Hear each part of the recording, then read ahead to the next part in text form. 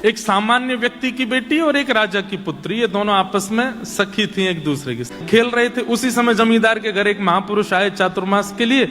तो संत अपनी बढ़िया ठाकुर जी निकाली, उनका सिंहासन रखें, उस पर शालिग्राम भगवान को विराजमान करें, पंचामृत अभिषेक करें। अब ये दोनों कन्या द्वार पर खड़ी खड़ी देख रही थी और फिर इन दोनों ने एक दूसरे को देख के बोला, ये वाला खेल हम भी खेलेंगे, ये खेल बहुत अच्छा है। इत्र से भगवान को बिल्कुल चिकने कर दो, तुलसी तोड़ के लाओ चढ़ा दो, पुष्प तोड़ के लाओ चढ़ा दो, तो उनके 2 तिलक ऐसे लगा दो, आरती कर दो, फिर भोग लगाओ, जैसे हम खाते हैं वैसे इनको खिलाओ। ये खेल बहुत अच्छा, हमको भी खेलना है। अब वो दोनों बोली कि पहले सीख तो लें। तो रोज जाकर के बैठ जाती उन महापुरुष के पास और पूरी सेवा देखती कैसे करते हैं ये, और एक दूसरे से फिर बात करती, ऐसे करना है, फिर ऐसे करना। वो बोलती ऐसे नहीं, बीच में ये भी तो करना है। बोले हाँ हाँ ये भी करना है। 4 महीने उनके देखने में ही निकल गए। अब 4 महीने बाद महापुरुष का जाने का समय आया। जैसे ही जाने को तैयार हुए तो अपने ठाकुर जी समेटने लगे। सुबह सुबह दोनों लाली आई, आकर के जैसे देखा ठाकुर जी उठा के बक्सा में धरे जा रहे हैं। दोनों रोने लगी, बोले ये क्या हो रहा है? भैया महाराज जी जा रहे हैं। इतना रोई फूट फूट करके उन महाराज जी के चरणों में छोटी छोटी लाली। वो बोली महाराज जी आप चले जाओ, पर अपने ठाकुर जी हमको दे जाओ। हमने पूरी सेवा सीख ली इनकी, हम पूरे 4 महीने हम यही तो करती थी कि आप कैसे करते हो। तो महाराज जी छोटी सी लाली है, 4-5 साल की, दोनों की आयु, कैसे करेंगी सेवा? आप हमसे पूछ लो, एक एक बात हमको पता है। सुबह इतने बजे उठाना है, फिर उसके बाद ठाकुर जी को दूध का भोग लगाना है, दूध के भोग के बाद फिर उनको गर्म जल से स्नान कराना है, फिर पंचामृत से स्नान कराना है, फिर शुद्ध वस्त्र से पहुंच करके इत्र लगाना है, फिर तिलक लगाना है, फिर उसके बाद ठाकुर जी को तुलसी अर्पित करनी है, फिर पुष्प चढ़ाना है, फिर भोग बना करके पधराना है। सब आता है हमको, आप अपने ठाकुर जी हमको दे जाओ। और कोई अपने ठाकुर जी कैसे दे सकता है? महाराज जी तो परेशान हो गए, बोले ये क्या होगा? तो वो महाराज जी बोले बड़ी विडंबना। तो वो जमींदार आ गया, बोले महाराज मेरी बेटी को ना दो चलेगा, दूसरी राजा की बेटी है, अगर इसको नहीं दिया आपने और इसने जाके कहीं शिकायत अपने पिता से कर दी तो आप भी जानते हैं कि राजा की कहां तक पहुंचे। अगला चातुर्मास देख नहीं पाओगे आप। तो बोले हम तो गलत फंस गए। और बोली सुनिए, अगर आपने राजा की कन्या को दे दिया और मेरी कन्या को नहीं मिले तो फिर इन दोनों में वैसे कलेश चलेगा, तो राजा मेरी पुत्री और मुझको नगर से बाहर कर देंगे। बोले तुम जब तक यहां रहोगे कलेश करेगी तुम्हारी बेटी की, मुझे दो तो तुम भी बाहर जाओ और हम महाराज सब बिगड़ जाएगा। ठाकुर जी तो फिर आ जाएंगे जीवन में, इनको दे जाओ हमारी बेटियों को। संत बोले ये कोई ऐसी खिलौना है, ये दे जाओ? मैं कैसे 50 साल से सेवा कर रहा हूं मैं इनकी, ऐसे कैसे दे जाऊंगा? तो बोले आप ही सोच लो फिर क्या करना है। तो संत बाहर से शालिग्राम जी जैसे दिखने वाले 2 पत्थर ले आए और पत्थर ला करके वो पत्थर रख दिए सिंहासन पर और अपने ठाकुर जी उठा के धर दिए नीचे सामान्य सी चौकी पर। दोनों कन्याओं को बुलाया, बोले इधर आओ। कन्या आई, बोले अच्छा देखो ठाकुर जी कहाँ हैं? बोले ऊपर बैठे हैं। और बोले नीचे वाले? बोले हाँ ये भी ठाकुर जी। बोले नहीं, ऊपर वाले जो हैं वो ठाकुर जी हैं, नीचे वाले जो हैं ये सेवक हैं। अब बताओ तुमको सेवक चाहिए कि ठाकुर जी चाहिए? दोनों कन्या बोली नहीं हमको ठाकुर जी चाहिए, सेवक नहीं चाहिए। तो महात्मा बोले ठीक है, तो सेवक मैं ले जाऊं? बोले हाँ आप ले जाओ, सेवक असली ठाकुर जी थे। तो सामान्य से पत्थर दोनों कन्याओं को दे दिए।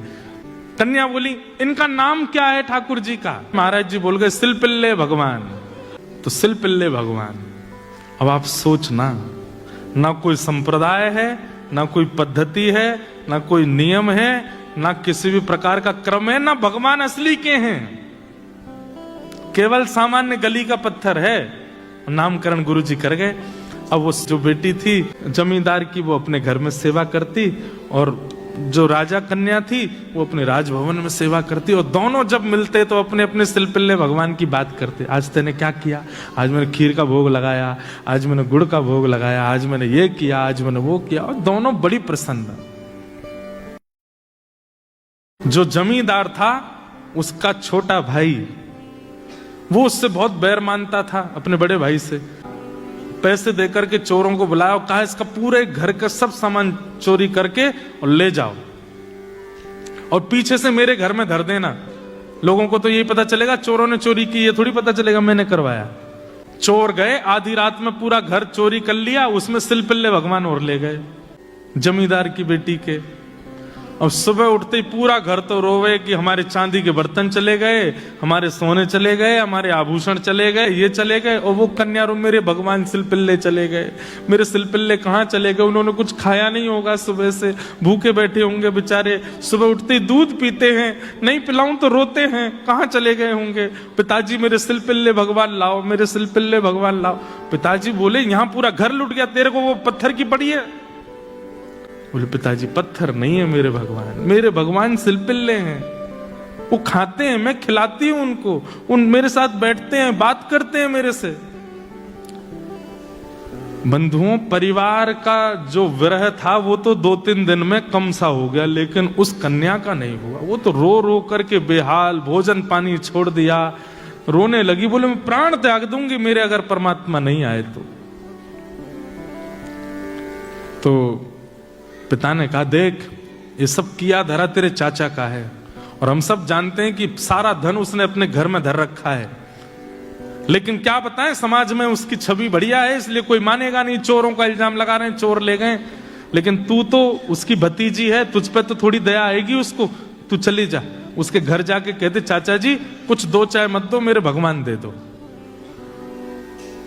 तो बेटी चली गई, चाचा जी हमें पता है चोरी आपने करवाई हमारे घर में। ये सुनते ही चाचा तो बरसने लगा, तुझे किसने कहा मैंने चोरी करवाई है? बोले मैं आपको दोष देने नहीं आई हूं, मेरे सिलपिल्ले भगवान भीतर है, उनको दे दो, बाकी कुछ 2 चाय मत दो। तो चाचा ने सोचा अगर मैंने सिलपिल्ले दे दिए तो प्रमाणित हो जाएगा ना कि चोरी मैंने ही करवाई है, ऐसे कैसे दे दूं? तो व्यंग में चाचा बोले तेरी भक्ति बहुत है, तू अपने घर से चल के यहां तक आई है तो चल अपने सिलपिल्ले भगवान को बुला दे, अगर वो घर में हो तो खुद निकल के आ जाएंगे बाहर, इतना तो कर ही सकते हैं। उस कन्या ने आर्त भाव से नेत्रों में अश्रु भराए और दोनों भुजा खड़े करके हे मेरे सिलपिल्ले नाथ, यदि मैंने भाव से आपकी सेवा की हो, यदि मैंने आपसे बहुत प्रेम किया हो, यदि आपकी सेवा में कोई चूक ना की हो तो आप चल करके बाहर आ जाओ। इतना कहते ही वो सामान्य सा पत्थर हवा में तैरता हुआ आया और आकर के उस कन्या के हृदय से आकर के लग गया। देखते रह गए और सिलपिल्ले भगवान आकर के उस कन्या के हृदय से चिपक गए। वो चाचा ने जब देखे कि अपने आप भीतर से पत्थर उड़ करके आया और आके हृदय से लग गया, वो तो तुरंत नतमस्तक हो गया। बोले कि जिस घर में ऐसी भक्त कन्या है उस घर से मैं विद्रोह मानूं? सारा धन लेकर के गए, अपने भैया को अर्पित कर दिया और भैया को जाके बताई बात। तब परिवार के घर के लोगों ने ये माना, वो अब तक तो यही मानते थे कि पत्थर से खेलती है, तब उनको विश्वास हुआ कि नहीं ये तो साक्षात परमात्मा है। अब राजकन्या जो थी उसके सिलपिल्ले भगवान, उनके साथ कैसी घटना घटी? कन्या का विवाह हुआ, जिस पुरुष के साथ में विवाह हुआ वो किसी भी रूप से भक्त नहीं था, ना वो भक्त था ना उसका परिवार भक्त था। कन्या ने विवाह के लिए मना तो किया, पिता नहीं माने, विवाह कर दिया।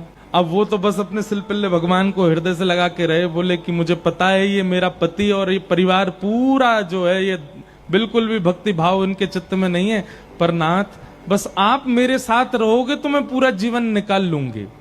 अब जिससे उसका ब्याह हुआ था वो तो काम क्रोध लोभ मोह सब था उसके अंदर, वो तो इसी कारण से विवाह कर रहा था, भोग वृत्ति थी उसकी। लेकिन कन्या के चित्त में ये भाव था कि भाई ये वैष्णव नहीं है, इसको तो मैं स्पर्श भी नहीं करने दूं अपना। रात्रि में चर्चा कर रहा था पत्नी से, बातें करने लगा, बातें करते करते और उसने कहा ये क्या है तुम्हारे हाथ में? बोले ये मेरे भगवान है, सिलपिल्ले भगवान। उस सिलपिल्ले नाम सुनते ही इतना हंसा। क्या? बोले कौन है? सिलपिल्ले भगवान। बोले आप हंसिए मत, ये मेरे ठाकुर जी हैं, मैं बचपन से इनकी सेवा करती हूं।